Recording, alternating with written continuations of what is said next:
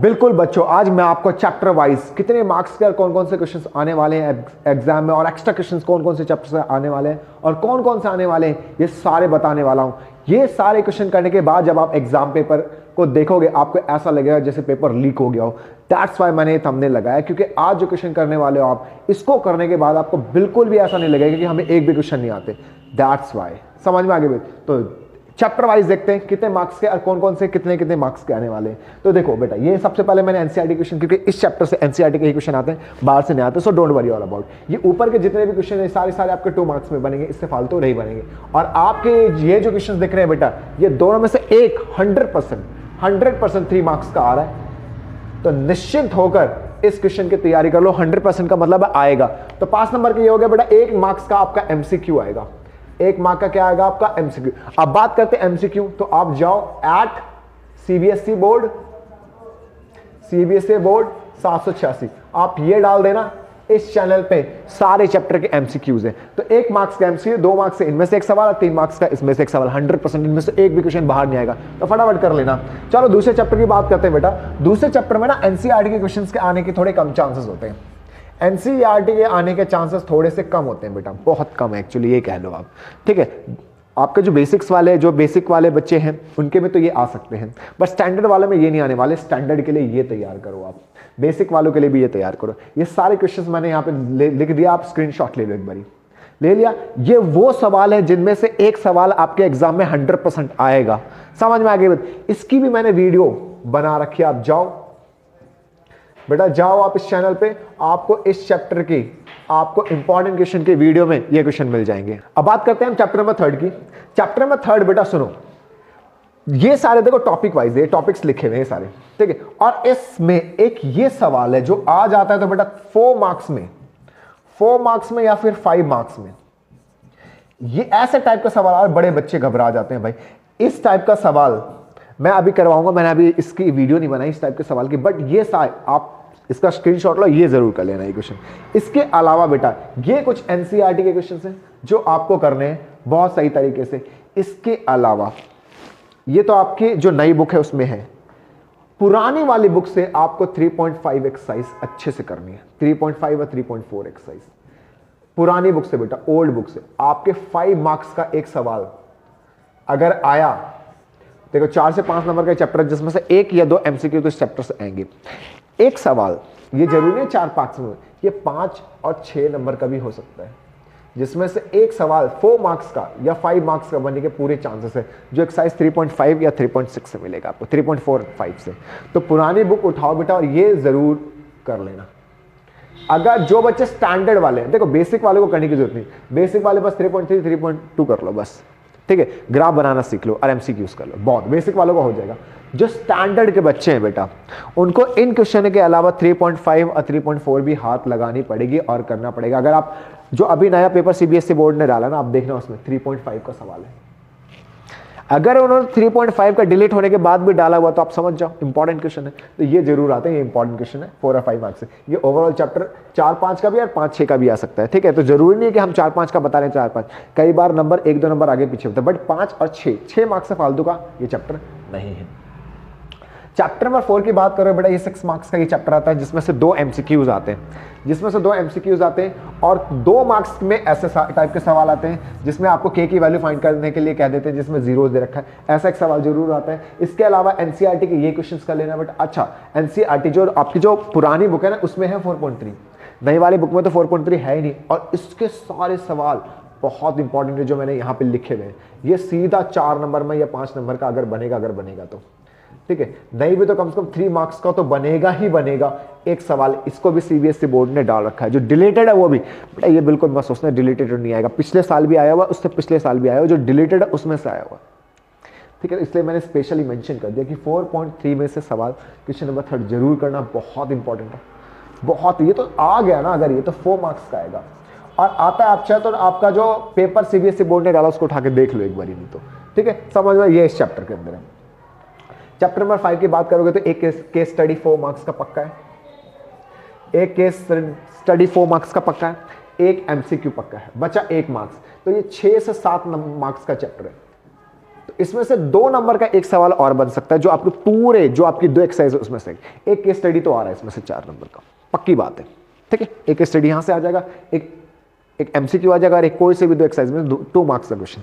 तो इस एपी में से ज्यादा एनसीईआरटी के अंदर से नहीं आता। ट्राइंगल में बेटा आपकी बीपीटी 3 मार्क्स प्लस इससे रिलेटेड एक बीपीटी पे सवाल 2 मार्क्स, दोनों मिला के एक 5 नंबर का सवाल बनेगा। 5 नंबर के 4 सवाल आएंगे। ठीक है, 4 सवाल, उसमें से एक 5 नंबर का ऐसा बनेगा, 3 मार्क्स की बीबीटी थ्योरम होगी, और 2 नंबर के साथ उसके साथ एक चिपका के सवाल देंगे। और वो सवाल कौन सी एक्सरसाइज के अंदर है? आपकी पहली एक्सरसाइज 6.2 है शायद, पहली एक्सरसाइज 6.2, ध्यान रखना, एक सवाल पक्की बात है। इसके अलावा आप ये सारे क्वेश्चंस कर लेना, ये सारे क्वेश्चंस की स्क्रीनशॉट ले लो, ये मोस्ट इंपॉर्टेंट क्वेश्चन है। जो बाकी मार्क्स बच गए बेटा, जैसे 8 नंबर का चैप्टर, 3 मार्क्स का, इन दोनों एक्सरसाइज में से कोई सा भी एक सवाल आ जाएगा, और 100% बेटा इन्हीं में से ही आता है, इससे बाहर आपको करने की जरूरत नहीं है इस चैप्टर में से, डोंट वरी।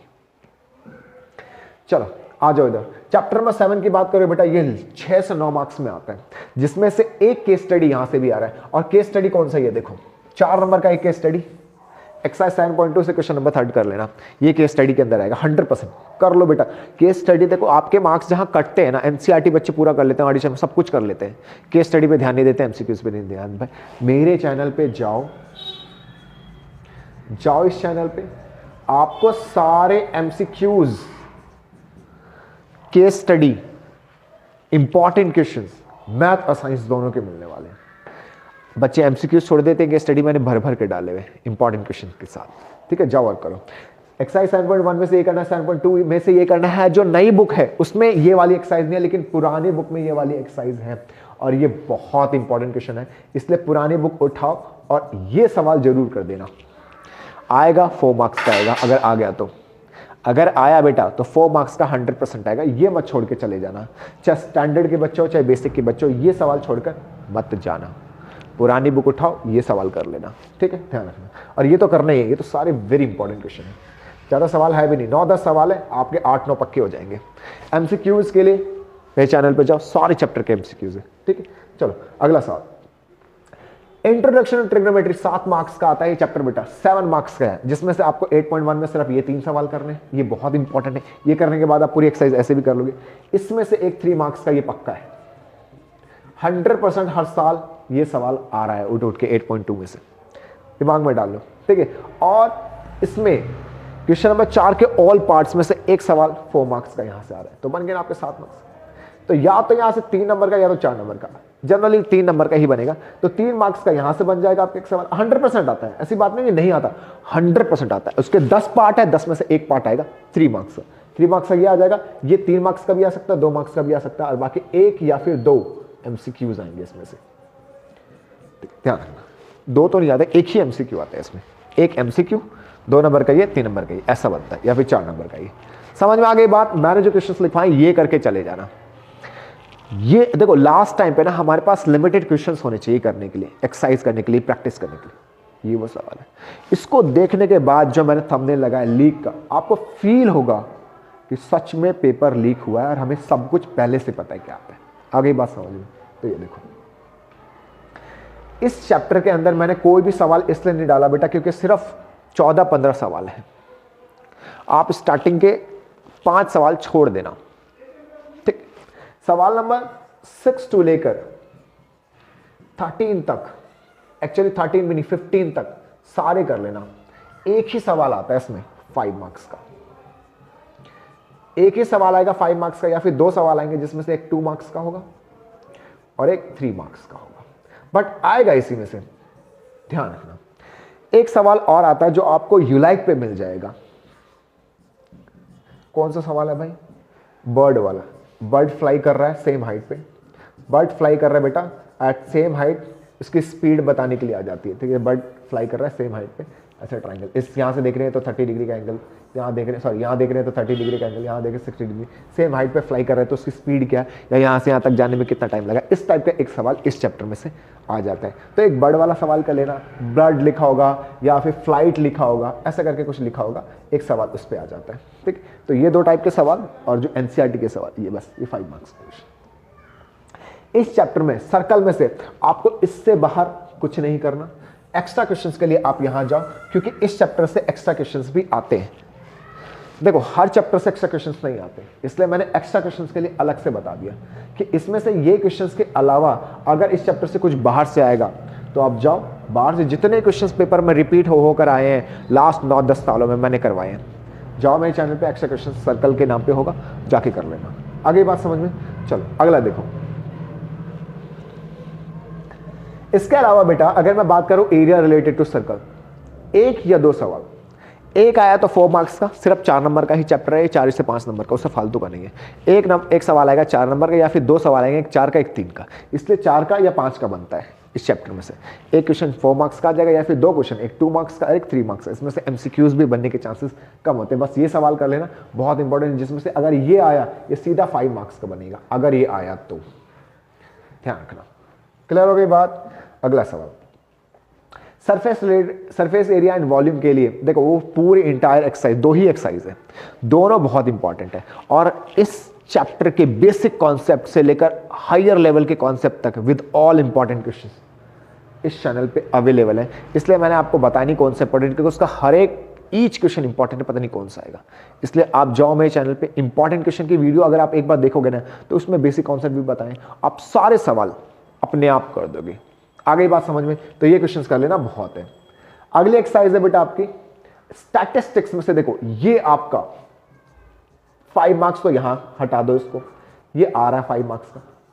अब बच्चे बेटा 9 में से 5 हटा, बचे 4 मार्क्स का। अब 4 मार्क्स के क्वेश्चन में बेटा एक आपका मीन मीडियन मोड में से कोई सा भी एक आ जाएगा 2 मार्क्स का, मीन मीडियन मोड में से कोई सा भी 2 मार्क्स का आ जाएगा, ठीक है। 2 मार्क्स का मीन मीडियन मोड में से कोई सा भी एक आ जाएगा, एक एमसीक्यू आएगा। समझ में आई बात? 2 मार्क्स, 3 मार्क्स और ये 5 मार्क्स, 8 to 9 मार्क्स का ये चैप्टर है।